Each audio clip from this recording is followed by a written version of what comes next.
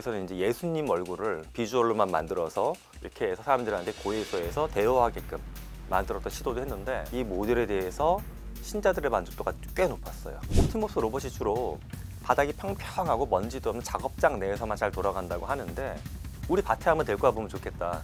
먼지가 풀풀 나고 막 진흙이 오고 어제 진흙이 있고 비가 와서 길이 미끄러지는데 아직까지는 약간 부정적이다. 하지만 얘가 여기에 적응할 수 있으면 대박이다라고 보는 거예요. 젠 스낭이 올해 CES 기조연설에서도 로봇의 챗 GPT 모먼트가 옵니다라고 했는데 이 맥락은 이렇게 해석을 하시면 돼요. 특별한 경제 강의 머니 특강. 안녕하세요, 주식초등학교 여러분. 저는 오늘의 특강을 맡은 김상균입니다.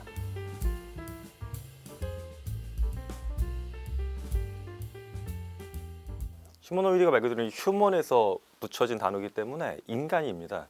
그래서 인간의 외형을 닮은 로봇인데 딱 봐도 몸집이 좀 작더라도 일단 몸통이 있고 팔다리가 있고 머리통이 있어서 그 누가 보더라도 이거 사람 같은데 라고 일단 외형적으로 느껴져야 되고요. 또는 뭐 말을 할 수도 있고 못할 수도 있지만은 움직이는 거나 어떤 사고하는 방식 자체가 꽤 인간답게 무언가를 하는구나라고 느꼈을 때 얘를 휴머노이드다, 즉 인간형 로봇이다라고 정의합니다. 근데 가끔씩 보면 저런 로봇들이 있어요. 팔이 있고 몸통하고 머리가 있는데 바퀴가 2개야. 또는 약간 무슨 신화 속에 나온 동물처럼 밑에는 사족이고 위에는 인간이야. 사실 요거는 엄밀하게 보면 휴머노이드는 좀 아니긴 합니다. 이게 좀 역사적으로 보게 되면 우리가 학교에서 배웠던 뭐 산업혁명 같은 게 있었잖아요. 산업혁명을 왜 했나 보면 인간하고 동물이 몸으로 하던 걸 거대한 기계한테 시키기 시작했거든요. 근데 최근에 보면 이제 지능혁명이라는 말을 쓰는데 AI를 만든 이유는 인간이 또 머리 쓰는 거를 대신시키기 위해서 AI를 만든 거예요. 근데 휴머노이드는 제가 봤을 때 둘을 합친 겁니다. 기계가 있는 생각보다 머리가 안 좋고 AI는 머리는 되게 좋은데 몸이 없어. 그러니까 뭔가 인간이 머리하고 몸을 함께 쓰는 일을 시키려고 했더니 뭔가 애매해. 그래서 이제는 기계하고 AI 합치면 휴머노이드가 되겠구나 해서 결국 인간의 역할을 뭔가 위험하건 싫건 어렵건 대신시키려고 만들어 놓은 존재다라고 저는 봅니다. 재미난 포인트인데 인간은 자기 몸에 맞춰가지고 공간과 사물을 다 만들어 놨거든요. 예를 들어서 상상을 한번 해보시면 우리 사무실이나 집에 휴머노이드가 들어왔어요. 근데 만약에 키가 서장훈 씨보다도 더 커, 3m야.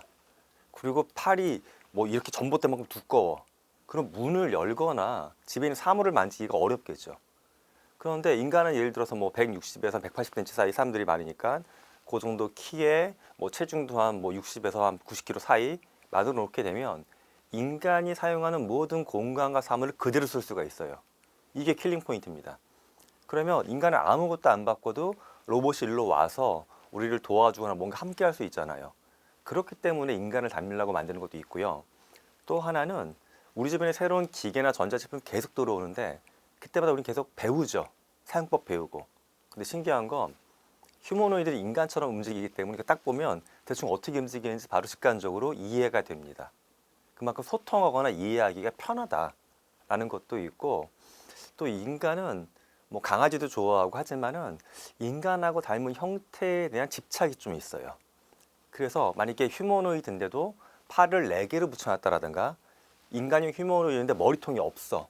이러면 이게 기괴하거나 불편해합니다. 인간이 정서적으로. 그래서 그런 여러 가지 이유 때문에 인간을 닮은 형태로 자꾸 만들고 있습니다. 이 불쾌한 골짜기가 사실 좀 진화론적으로 해석을 해보면 좀 이해가 되는 것 같은데 인류가 지금 호모 사피엔스라고 하잖아요. 근데 끝까지 경쟁했던 종이 네안데르탈인이라는 종이거든요. 그러니까 둘이 뭐 전쟁을 하거나 치고받고 한 건 아니겠지만은 하여튼 생존 경쟁을 한 거는 맞아요. 그래서 불쾌한 골짜기를 연구하는 많은 학자들이 호모 사피엔스가 갖고 있는 우리하고 근접한 종이지만 좀 다른 종이 네안데르탈인에 대한 약간 두려움이 유전자에 남아있다 라고 언급하는 게 있어요. 그래서 우리하고 비슷한 거를 우리 종족이구나 라고 해서 우리 거 좋아하다가도 너무 비슷한데 딱 똑같진 않은데 너무 비슷해. 아예 100%면 괜찮겠는데 90 몇 프로가 비슷하면 좀 불편한데? 라고 이 지점이 생깁니다. 현재는 가장 많은 휴머노이드 형태는 금속이나 플라스틱 형태를 만들어 놓고 머리통을 만들어 놓되 머리털이나 눈, 코, 입을 안 붙이는 형태가 보편적으로 많이 쓰여요. 그 불쾌한 골짜기를 들어가지 않기 위해서 그렇습니다. 중국에서는 사실 중국의 휴머노이드 관련된 업체들이 엄청 많은데 일부 업체는 제가 봤을 때 아직 불쾌한 골짜기에 머물러 있긴 한데 뭐 일반 중국의 어떤 중년 남성 여성 또는 뭐 스티브 잡스와 같은 사람 이런 사람들 형태로 외형을 그대로 만들려고 이제 하는 기업들도 있고요. 또 이게 유럽 쪽에 있는 휴머노이드 스타트업들 케이스를 보게 되면 이 로봇들을 데려다가 뭐 대중하고 커뮤니케이션 한다라든가 공연한다라든가 이런 것들 시도를 조금씩은 하고 있습니다. 그래서 저도 그런 방향도 더 디벨롭이 될 것 같긴 한데 아주 범용적인 목적으로는 당분간은 인간하고 똑같은 게 아니라 약간 다른 형태가 좀 많이 쓰이지 않을까 봅니다. 사실 휴머노이드가 지금은 키도 한 1m 50에서 정말 조그만 거, 그다음 1m 80 몇 정도 사이인데 그냥 1m 70 정도 내외가 가장 사이즈는 적절한 것 같아요.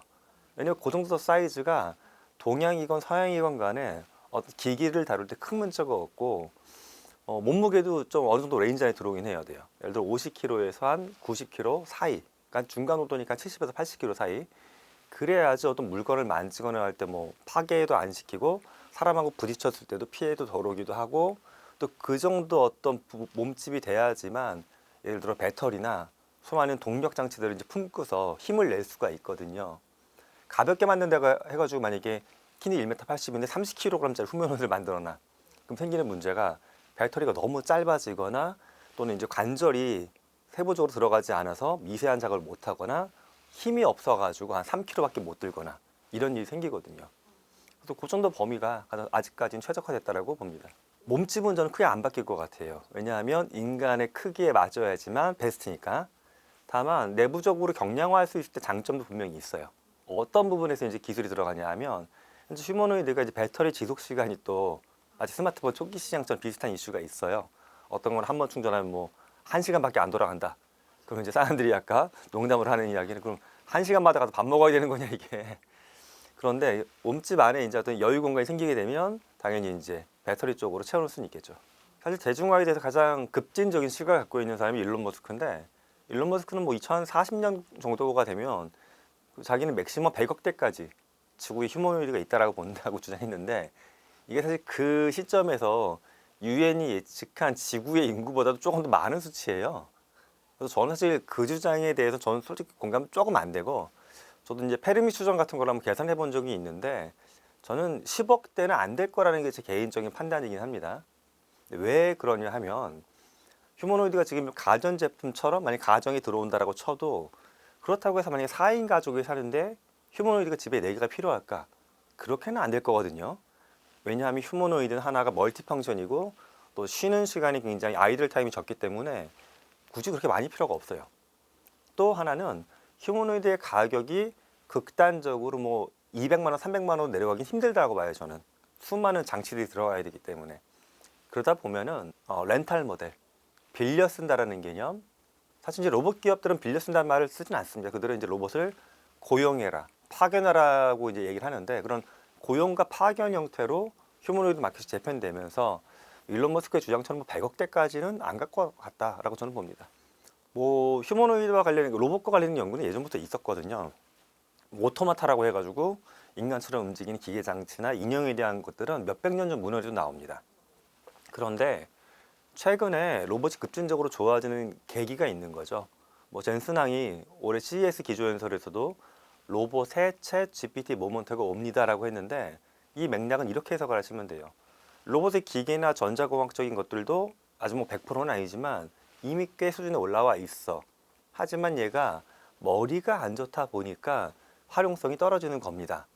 근데 AI가 갑자기 좋아진 것처럼 발전된 AI 기술을 기계를 학습시키고 움직이는 데 쓰게 되면 기계의 동작이 순간적으로 너무너무 좋아질 거예요 라고 이야기한 거거든요. 즉 정말 단순하게 보면 이런 거예요. 고릴라가 인간보다 악력이 훨씬 세거든요. 등치도 크고. 그렇다고 해서 고릴라가 지구의 지배종은 아니잖아요. 고릴라가 인간보다 더 복잡한 일을 할 수도 없고. 이유는 뭐 근육이나 미세 동작도 있겠지만 지능적인 게 가장 큰 문제거든요. 그래서 이 지능이 몸을 움직이는데 중요한 역할을 하다 보니까 강조를 하고 있습니다. 사실 뭐 중국 같은 경우에 10년 전부터 국가에서 여러 가지 제도를 만들어서 밀어붙였는데 이게 이제 AI 역할이 이 부분에서도 크다고 봅니다. 그러니까 휴머노이드가 이제 AI가 많이 언급되기 시작한 게 3년 정도 시간이 있죠. 그 다음에 1년에서 1년 반 정도부터 갑자기 이야기가 시작됐어요. 그러니까 이야기가 이렇게 막 갑자기 쏟아져 나온 건 불과 한 1년 말에서 2년밖에 안 됐습니다. 그런데 그럼 올해 안에 정말 내가 구매할 수 있는 휴머노이드가 나타날까? 이미 한 달 전에 중국의 유니트리 같은 기업은 대중 판매를 하긴 했었어요. 물론 한정판이기 때문에 저도 들어가서 구매할까 말까 하다가 가격도 비싸고 지금 뭔가 좀 마음이 안 들어가지고 사지도 않았지만은 이렇게 올해 안에도 아마 몇 군데 기업은 대중 판매를 시도를 할 것 같고요. 그래서 굳이 뭐 퍼센트로 표현하자면 저는 한 70%까지는 오지 않았나 생각을 합니다. 그렇죠. 일론 머스크는 사실은 뭐 테슬라 자동차 만든다는 것도 있지만 전 자동차에 사용되는 상당 기술이 사실 휴머노이드 쓰이거든요. 또 재미난 건 자동차가 대규모 조립 공장들을 갖고 있어야 되는데 이 조립 공장을 또 휴머노이드 로봇을 투입하겠다는 게 이미 BMW 같은 경우에는 피규어사의 로봇을 투입하고 있고 테슬라 같은 경우에는 옵티머스 갖고 실험을 하고 있고 뭐 현대차나 포드도 인간 노동자를 로봇으로 대체하겠다는 것들은 공식화 시켜놨거든요. 그래서 옵티머스도 가장 큰 어떤 학습의 터전이나 근무할 수 있는 환경은 자기 자체 공장으로 볼 것이고요. 여기서 학습돼서 머리가 좋아진 로봇을 다른 공장, 뭐 물류센터 또는 약간 대중적인 어떤 상업적인 공간 이렇게 확장해서 뿌려 나갈 겁니다. 1단계부터 가정을 타겟팅하고 있는 휴머노이드 기업은 사실 굉장히 드물어요 지금은. 왜냐하면 여러 가지 이유가 있는데 첫 번째는 비슷한 활동을 정말 똑같이 세팅된 공간에서 여러 대의 로봇이 돌리는 게 아직은 비용 효과적이거든요. 근데 가정은 환경이 조금씩 달라요. 그러다 보니까 학습에 들어가는 난이도, 부담감이 아직 있고요. 또 하나는 아직은 휴머노이드가 인간하고 같은 공간에서 근무하거나 생활을 할 때 안전에 대한 이슈가 생길 수가 있어요. 예를 들어 인간은 뭐 때릴 수도 있고 과거에 우리나라에서도 휴머노이드는 아니지만 뭐 재작년만 해도 뭐 지역의 사과 패킹하는 작업장에서 사람용 로봇이 사람을 박스인 줄 알고 집어서 올리다가 갈비뼈가 나간 적이 있거든요. 그래서 그렇게 이제 불안함을 갖고 있는 거예요. 그러다 보니까 당장은 어떤 표준화된 인간하고는 약간 거리가 있는 작업 환경 내에서 휴머노이드가 대규모로 투입되는 게 먼저 나타나고 있습니다. 공장, 물류센터 이런 데입니다. 지금 말씀하신 것처럼 그쪽도 연구되는 게 있긴 있어요. 근데 제가 그쪽 얘기를 아직 많이 말씀 안 드린 이유가 어떤 산업화된 규모는 공장, 즉 B2B 쪽 마켓이 아직은 더 크고요. 근데 뭐 개인 단위 것들도 시도가 되고 있긴 합니다. 앞서 언급한 것처럼 뭐 완벽한 휴머노이드 형태는 아니지만 바퀴가 2대 달린 상체는 로봇 형태로 와가지고 뭐 노인들이 이제 집에 혼자 거주하거나 아파 계시면 약도 챙겨드리거나 대화하는 로봇들 이런 것도 시도가 됐고요. 또 좀 더 독특한 시선 저런 것도 있었어요. 유럽 쪽에서는 원격 제어 로봇인데 평상시에 일부 기능은 로봇 휴머노이드가 알아서 해요. 근데 제가 만약에 출장을 갔어. 근데 우리 부모님이 아파. 그럼 제가 원격으로 접속할 수 있어요. 마치 무슨 빙의 하듯이. 그럼 로봇을 제가 원격 조작하는 거예요. 그럼 로봇의 얼굴 부분에 또 모니터가 있어가지고 제 얼굴이 거기 나와요. 물론 아직까지 입체는 아닌데 그래도 여기 얼굴 부분에 제 얼굴이 투영이 되면 저랑 대화하고 있는 느낌이 나거든 상대방이. 뭐 이런 것도 시도가 되고 있기도 하고 또 이제 우리나라 삼성이나 LG전자 같은 경우에는 산업용 로봇 타겟팅을 하고 있지만 현재 좀 뒤늦게 휴머노이드 뛰어들었는데 먼저 타겟팅하는 게 약간 소비자 쪽이에요. 그래서 현재 기술 수준으로만 놓고 보면 B2B 쪽이 좀 더 시장이나 그런 게 크고 수준도 높지만 당연히 B2C 쪽도 기업들은 하고 있습니다. 중국이 일단 그렇게 발전될 수 있었던 배경 자체는 국가적인 투자가 예전부터 있었어요. 인력을 뭐 독일이나 미국 쪽에 보내서 공부시켜 다시 데리고 왔고 또한 중국에 대해서 우리가 이제 오해하고 있었던 게 중국이 인구가 많고 저렴한 노동력으로 뭐 지구의 생산 공장 같은 역할을 해왔잖아요. 그럼 굳이 몸을 쓰는 기계인 휴머노이드가 필요할까? 별로 신경 안 쓸 거야라는 게 대중들의 생각이었는데 중국 정부의 생각은 좀 다르죠. 이미 중국도 인구 감소기에 들어갔고요. 또한 국력을 더 높이기 위해서 언제까지나 생산 공장 역할만 할 수 없다라고 디파인을 한 거죠. 그래서 그들은 노동집약적인 산업은 기계한테 맡기고 자국민들은 지식기반 산업으로 옮기려고 하는 겁니다. 그러기 위해서 휴머노이드 국가 정책 산업으로 밀어붙이고 있고 그러다 보니까 국가 공식적인 행사에서도 뭐 유니틀이나 그런 휴머노이드 기업의 CEO를 뭐 나이도 30대밖에 안 되신 분이고 회사 사이즈도 아직 상대적으로 작은데 뭐 하웨이나 샤오미의 CEO들하고 어깨를 나란히 하는 것처럼 자꾸 비주얼로 보여주는 것 자체가 국가에서 그만큼 힘을 실어주고 있다. 그리고 또 뭐 흥미로운 건 올해 1월 달에 봤더니 중국 상하이에는 휴머노이드 학교도 생겼어요. 로봇 학교. 제가 이 친구들한테 얘기를 했더니 야 그럼 거기 가서 이제 로봇 만드는 거 배우는 거냐. 근데 로봇 공학과는 우리나라에도 있으니까 이거 뭐 별거 아닌 것 같은데 라고 하는데 아니에요. 인간이 가는 게 핵심이 아니라 로봇이 등교하는 학교예요. 그래서 100가지 정도의 작업장 상황을 만들어 놓고서 만약에 뭐 편의점에서 물건 갈아 끼우는 상황, 우리 집에서 설거지하는 상황, 다양한 씬에 대해서 뭐 스타트업들이 많이 있을 거 아니에요. 그럼 우리는 이 씬에 대해서 로봇 학습시키고 싶어. 로봇을 데리고 가서 엔지니어랑 같이 이제 하면서 로봇 학습시키는 공간. 이런 것도 생겼습니다. 예, 중국에는 뭐 유니트리도 있지만 유니트리는 사실 약간 사족보행 로봇이 아직까지 조금 더 강해요. 이족보행도 있긴 하지만. 근데 원천적으로 유니트리보다 뭐 역사가 큰 차이는 없는데 조금 더 먼저 만들어지기도 했고 이족 휴머노이드 기반으로 좀 더 딥하게 연구한 기업은 유비테크라는 기업도 있고요. 또 미국에 보면 뭐 테슬라도 있지만은 뭐 애질리티도 있고 모턴 다이나믹스도 있고 그런 로봇 기업들이 있어요. 예를 들어 애질리티 같은 경우에 이제 아마존하고 같이 연결해가지고 아마존 물류센터에 들어가는 것들을 계속 해보고 있고요. 또 미국 기업이긴 하지만 보스턴 다이나믹스가 사실 미국 기반으로 만들어진 지금도 회사는 미국에 있지만 현대가 지분을 다 갖고 있거든요. 그러니까 이게 어떻게 보면 우리나라 기업일 수도 있는데 뭐 그런 기업들도 주목을 해볼 만하고 현재는 완성품 기반의 휴머노이드는 크게 미국하고 중국 쪽 기업들이 많이 있고요. 뭐 한국도 얼마 전에 삼성이 뭐 인수하고 어쩌고 저쩌고 해서 주가가 막 올라갔던 레인보우 로보틱스도 있지만 글로벌 측면에서 보게 되면 아직은 이제 미국이나 중국이 조금 우선순위가 있다라는 건 확실한 것 같습니다. 몇 년 전까지만 해도 사실 비슷했어요. 우리나라가 뒤지지 않았어요. 그런데 우리나라가 올라가는 속도에 비해서 중국하고 미국이 이제 엑셀러레이터를 밟다 보니까는 이제 약간 위상이 상대적으로 좀 뒤집어졌죠, 지금은. 전 그렇게 봅니다. 일본도 꾸준히 하고 있는 국가 중에 하나인데 뭐 대표적으로 소니가 만들었던 것도 있지만 그건 지금은 약간 이제 많이는 안 쓰고 있고 도요타 같은 경우도 재미난 시도를 꾸준히 하고 있어요. 도요타 같은 경우 이제 사람을 약간 서로게이터처럼 해서 사람이 움직이면 따라하는 로봇 같은 거 연구도 하고 있기도 하고 전 도요타에서 봤던 것 중에 흥미로웠던 건 온 몸이 이제 버블 형태로 되어 있는 마치 그 미슐랭 가이드 식당 가면 앞에 하얀색으로 타이어 인간 같은 거 모형 같은 거 있잖아요. 약간 그런 것처럼 만든 휴머노이드도 있어요. 도요타 거는.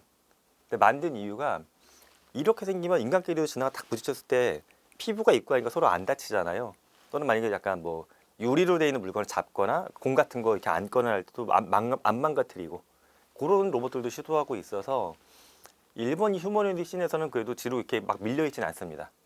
다만 현재 뭐 기업의 어떤 숫자나 또는 정부의 어떤 적극성 그런 거는 미국, 중국이 앞서 있지만 일본도 꾸준히 하고 있다라고 저는 봅니다. 그럼요, 일본은 이미 뭐 2018년, 16년 그때부터 휴머노이드 이제 약간 일부 형태긴 하지만 카페에 투입하는 사회적인 실험도 하고 있어요. 이유가 일본도 뭐 중국 케이스에서 언급한 것처럼 당연히 인구 문제, 노동 문제, 소득 불균형 문제들이 있다 보니까는 이런 것들을 해결하기 위한 수단으로 로봇을 계속 고안을 하고 있고요. 또 우리나라랑 비슷하게 시도했던 게 저런 것도 있어요. 일본도 이제 혼자 거주하는 뭐 젊은 분들도 있지만 혼자 거주하는 외로운 노년층들도 있다 보니까 이분들의 정서적인 거를 지원하기 위해서 뭐 팔다리가 뭐 자유롭게 막 움직이는 로봇 형태는 아니지만 약간 작은 아이 형태의 로봇을 만들어서 대화할 수 있는 형태로 그런 것들은 꾸준히 시도가 되고 있습니다. 일본은 단순하게 보면 저런 거 일본 로봇 국가잖아요. 애니메이션 국가. 또는 이제 미국은 로봇으로 봤을 때 미국에서 나타나는 로봇 하면 사람들이 가장 많이 언급하는 게 뭐냐 하면 터미네이터예요. 터미네이터는 성능은 뛰어나지만 굉장히 파괴적이고 너무 기계적이죠. 근데 일본은 뭐 아톰도 그렇지만 약간 정서적이고 따뜻하게 바라보는 경향이 있는 것 같아요. 그래서 제가 보면 사회적인 수용성이 우리가 이제 일본인들을 보면 굉장히 전통을 중시하고 약간 샤이한 것 같지만 로봇에 대해서는 훨씬 더 개방적인 게 또 일본의 사회 문화입니다. 독특하게도. 예. 아 민다르라는 로봇이 있어요. 저도 봤는데 뭐 얼굴은 사실 뭐 표정이 디테일하게만 나가는 건 아닌데 그래도 스님 얼굴처럼 만들어 놓고 몸통 부분 키도 사람만하긴 해요. 근데 몸통은 뭐 이렇게 승려복을 살짝 거쳐놓긴 했지만 딱 봐도 기계처럼 보이긴 해요. 뼈대 같은 게 보이니까. 이제 거기서 이제 법문을 하는 건데 전 그 씬도 좀 특이했어요. 왜냐면 특히 종교인들이 갖고 있는 게 어떤 각 종교마다 갖고 있는 뭐 교리나 철학, 또 그걸 또 내가 어떻게 해석하고 전달하는지 이걸 되게 인간의 관점에서 딥하게 보는 건데 이거 아예 로봇을 받아들일까? 했는데 의외로 불교계도 그렇고 뭐 기독교도 그렇고 로봇이나 AI를 시도하는 게 생각보다 허용적이더라고요. 저런 경우도 있어요. 아직까지 뭐 인간의 외형으로는 이 비주얼로만 만들어 놓은 거긴 하지만 뭐 작년에 유럽 쪽에서는 한 교회가 스위스의 교회이긴 한데 거기서는 이제 예수님 얼굴을 비주얼로만 만들어서 이렇게 해서 사람들한테 고해소해서 대화하게끔 만들었던 시도도 했는데 저는 처음에 이것도 봤을 때만 해도 아니 목사님들이나 또는 신자들이 이걸 과연 선호하는 방식일까? 인간 대 인간, 거기 이제 신이 계시고 이런 모델을 좋아하는데, 근데 의외로 이 모델에 대해서 신자들의 만족도가 꽤 높았어요. 1000명이 대화 실험을 했는데 3분의 1 가까이가 이건 거의 영적인 경험이었다. 그러니까 오히려 목사님하고 고해성사할 때보다 좀 더 좋았다는 응답이 굉장히 많았습니다. 몸을 쓰는 노동 현장에서는 저는 거의 다 된다고 생각을 해요. 거의 다라는 지점에서 이제 아까 아직까지 논쟁되고 있는 게 예를 들어 저런 거예요. 농업. 농업도 우리나라는 좀 국토가 좁고 밭이 일정하게 형태가 아니까 안 쓰지만 만약에 외국 같은 경우에 보게 되면 딸기 농장, 토마토 농장에도 휴머노이드는 아니에요. 근데 기계 장치가 한 뭐 봉고차 두세 대만한 기계가 쭉 가고 그 안에 팔만 수십 개가 붙어가지고 딸기 같은 거 수확하는 기계도 나와 있거든요. 근데 이거를 상상을 해보면 인간의 몸 형태로 만들면 우리나라에 있는 작은 밭에 들어가서도 작물 같은 거 재배할 수가 있겠죠. 이건 저의 개인적인 상상이 아니라 팜 저널이라고 하는 거기도 실린 내용이 있어요. 근데 거기는 아직까지 두 가지가 좀 다 보긴 하더라고요. 거기서 직접 언급했던 게 옵티머스 로봇인데 옵티머스 로봇이 주로 바닥이 평평하고 먼지도 없는 작업장 내에서만 잘 돌아간다고 하는데 우리 밭에 한번 데리고 와보면 좋겠다. 먼지가 풀풀 나고 막 진흙이 오고 어제 진흙이 있고 비가 와서 길이 미끄러지는데 아직까지는 약간 부정적이다. 하지만 얘가 여기에 적응할 수 있으면 대박이다라고 보는 거예요. 그러니까 저는 실렀어요. 그래서 우리 농장에 오면 걔한테 시키고 싶으면 일해 목록. 근데 저는 이제 그거보다 정말 일이 많더라고요. 뭐 돼지 분뇨 치워주기, 뭐 열어주기, 환기시켜주기부터 시작해서 밭의 일까지 이걸 휴머노이드 로봇 두 대 다 시키면 너무너무 좋을 것 같다. 제가 봤을 때는 시점의 문제인 것 같아요.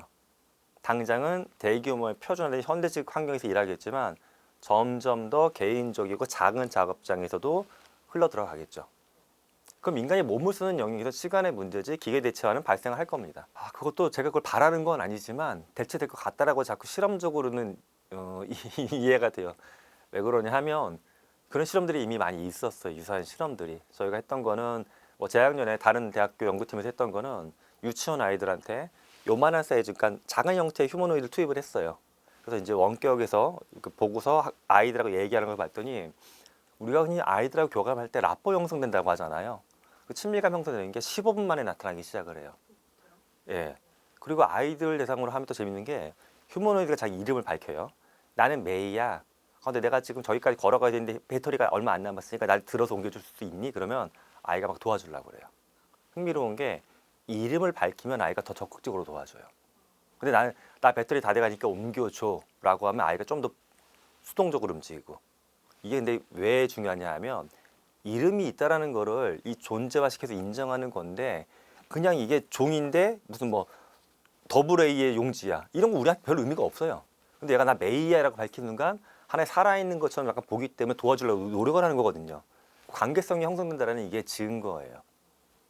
좀 더 구체적으로는 저런 실험도 했었어요. 어떤 털이 씌워져 있는 로봇 같은 걸 만들어서 사람들이 쓰다듬으면서 뭔가 일을 하거나 대화를 하게 해. 도파민 변화 검사해보게 되면은 실제 우리가 반려견하고 소통할 때처럼 옥시토신이나 도파민 수치의 변화가 기계하고의 상호작용에서 발생을 해요. 이 모든 걸 합치는 게 사실 장기화되면 사랑인 거거든요, 이게. 인간이 감정적인 교감을 한다. 슬프게도 저는 솔직히 인간끼리만 했으면 좋겠는데 이미 기기권 가능한 걸로 넘어가고 있습니다. 그렇죠. 뭐 법적인 책임 이슈가 사실 가장 현실적으로 크게 드러날 거예요. 현재는 제한된 공간 내에서 뭐 중국 같은 경우에도 외부 환경에서 뭐 페트롤을 하거나 실험을 할 때 보면 되게 신기하지만 사실은 그거 엄청나게 통제하고 하는 거거든요. 근데 진짜로 작업 환경이 인간하고 같이 들어가서 하다가 다쳤어. 물건이 파손됐어. 그러면 저렇게 케이스가 넘어갈 겁니다. 지금도 자동차나 가전제품 쓰다 문제가 생기게 되면 저거부터 따지거든요. 사용자, 소비자가 그 룰에 어긋나게 뭔가 한 게 있는지. 그래서 없으면은 제조자, 가출로 넘어가는 건데 휴머노이드는 제조자가 사실 두 덩어리죠. 크게 보면 완성품을 제조한 게 있고 여기 들어간 핵심인 제어, AI 쪽. 누가 책임인지 아마 이제 나눠가지고 좀 분산하지 않을까. 그러니까 윤리적인 이슈도 있지만 이제 법률적인 이슈가 여기 있고요. 윤리적으로는 저 부분이 사실 더 첨예해질 거예요. 사랑 얘기도 했지만 만약에 우리 집에 들어와서 5년, 10년 썼던 휴머노이드야. 또는 우리 공장에서 나랑 같이 사과 패킹 열심히 했던 6년차 휴머노이드야. 근데 얘가 만약에 망가졌어. 너는 더 좋은 모델이 나와서 업데이트 교체해 준다고 해. 그때 내가 얘를 어떻게 대할지에 대한 거. 영화 중에 애프터 양이라는 영화가 있거든요. 나중에 영화 보셔도 재밌는데 그 영화를 보면 휴머노이드를 데리고 와서 집에서 써요. 휴머노이드가 망가져가지고 이제 교체하는 과정에 생긴 여러 가지 딜레마를 다룬 영화인데 인간이 얘를 자꾸 하나의 존재처럼 볼 확률이 높기 때문에 이 교감 측면에서 인간을 대할 때의 윤리와 얘를 대할 때의 윤리 사이에서 우리가 새로운 고민을 하게 될 겁니다. 가장 휴머니티가 있는 부분과 그렇지 않은 부분을 말씀드리면 될 것 같아요. 가장 비인간적인 게 뭐냐면 살상이잖아요. 전쟁. 근데 이미 뭐 우크라이나하고 러시아 전쟁에도 휴머노이드 형태는 아니지만은 우크라이나 군인들이 원격으로 조작을 해서 로봇을 조작해서 타격하는 건 이미 공개가 돼버렸거든요. 비밀로 묻어놨었다가. 또는 뭐 지난해 말이죠. 지난해 말에 중국은 이제 관영 매체를 통해 가지고 유니트리의 로봇한테 소총을 장착을 하고서 사족 보행 로봇이긴 하지만 캄보디아랑 같이 연합 훈련하는 것도 공개했어요.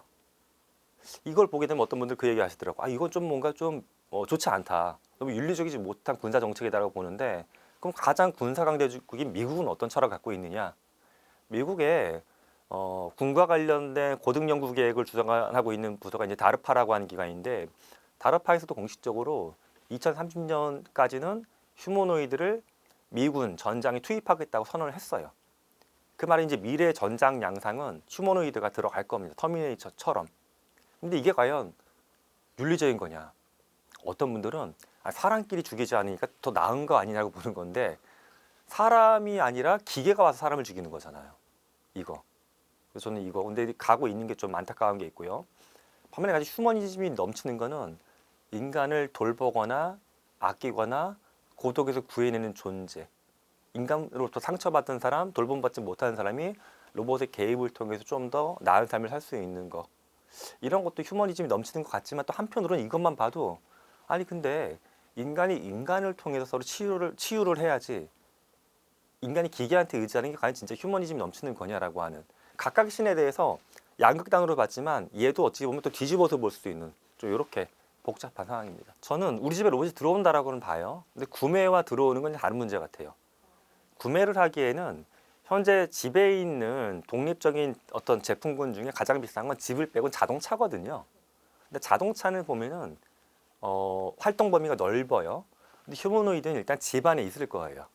물론 중국의 일부 기업은 얘를 몸을 이렇게 폴딩하는 기술이 있어요. 그래서 접어가지고 여행용 캐리어에 넣고 다니기도 하는데 그건 특수한 케이스고 집에 있는 가전제품처럼 쓰일 건데 얘가 근데 2천만 원, 3천만 원이면 이거 수용성이 있을까?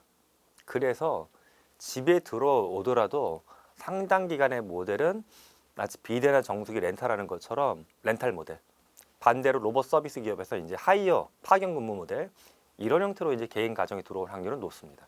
소비자의 가격 수용성을 지금 예측하기 조금 어려운 것 같아요. 왜냐면 얘가 너무 복잡한 펑션을 갖고 있어서 그래요. 스마트폰만 해도 처음에 꽤 비쌌다고 봤지만 우리가 생각보다 수용했던 게 전화기, MP3, 그다음에 여러 가지 뭐 PDA 기능 다 뭉쳐다 보니까 그 정도 됐던 건데 그럼 얘가 과연 집에서 어느 정도의 편리성을 줄 것이냐? 청소하고 빨래하고 음식도 만들고 아이한테 영어 교육도 시켜주고 내 말동무도 한다. 이 전체적인 가치를 우리가 얼마로 볼 거냐는 건데 그냥 상징적인 선호를 봤을 때 저는 이게 그래도 1,000만 원에서 많이 뒤쪽으로 가면 힘들다고 좀 봐요. 1,000만 원보다 안쪽으로 내려와야 되지 않을까? 예. 근데 그게 아직까지는 어렵죠. 왜냐하면 현재까지는 공개된 버전이 이제 기계 가장 스타트 밸류만 봐도 2천만 원부터 시작을 하거든요. 예. 저는 로봇 산업이 자동차의 발전 방향과 좀 비슷했던 것 같아요.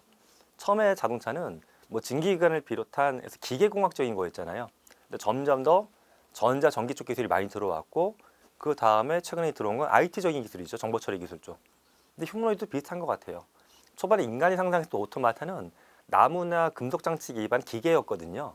근데 거기다 자꾸 전자 전기 들어왔고 AI가 들어오고 있고 그래서 자동차 산업의 발전 경로를 기술 발전 경로를 상당 부분은 따라갈 것이다. 근데 현재 이제 저는 사실 휴머노이드를 뭐 학부 때 저는 제어계 측정을 전공한 사람이어서 로봇을 관심이 있었고 좀 만들어 보기도 했어요. 작은 것들은.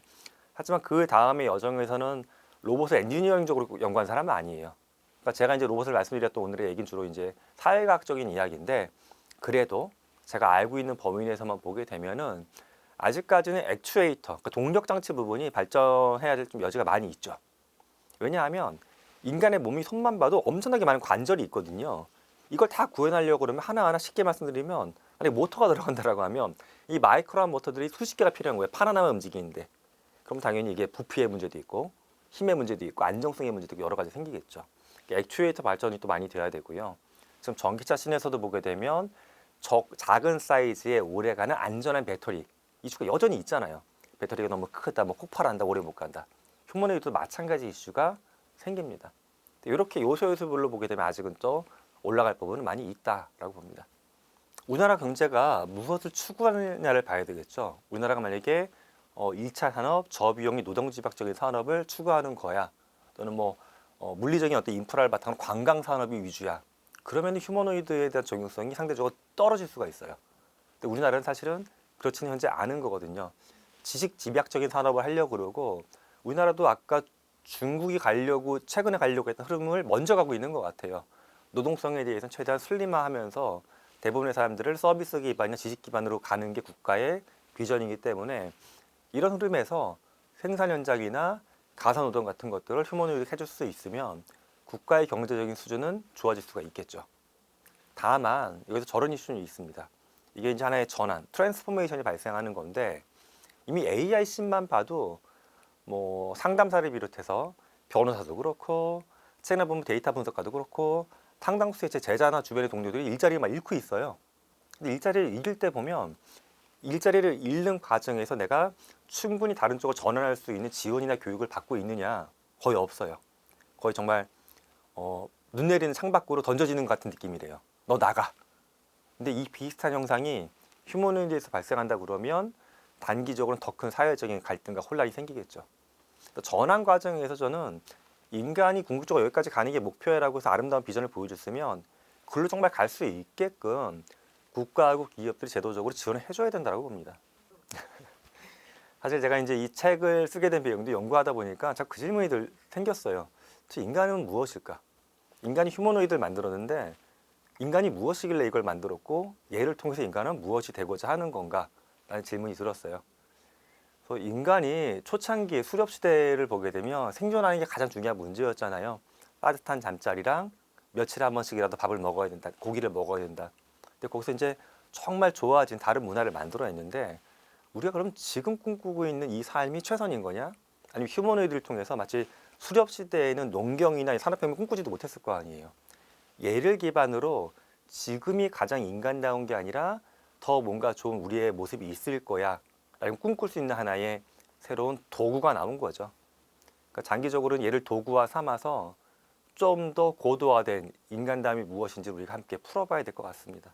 인간이 놀이를 굉장히 좋아하는 건 맞습니다. 인간이 뭐 탄생적으로 호모 루덴스적인 경향이 있죠. 인간이 느끼는 재미만 해도 20몇 가지로 이렇게 분화가 되거든요. 하지만 우리가 논다라고 할 때 아까 오해하기 쉬운 건 그걸 굉장히 말초적인 거라고 보시는 분들이 많아요. 무작정 예를 들어서 뭐 도박을 한다라든가 술 마신다라든가 막 그렇게. 근데 인간의 놀이에는 좀 더 본질적으로는 예술적인 거, 문화적인 거를 창조하는 힘이 그 안에 담겨져 있습니다.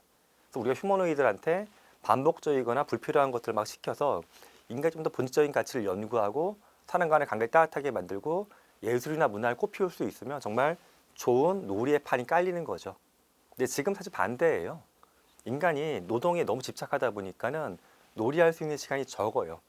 그러니까 자꾸 술 빨리 마시고도 금세 취하려고 하는 거고 빨리빨리 모여서 하루 내내 골프 치면서 되게 친해진 것처럼 하고 잘 놀았다 하고서 집에 가고 싶어 하는 거예요. 근데 그건 진정한 놀이는 아닌 것 같아요. 진정한 놀이의 시대가 오히려 휴머노이드 때문에 열릴 수도 있다라고 저는 믿습니다.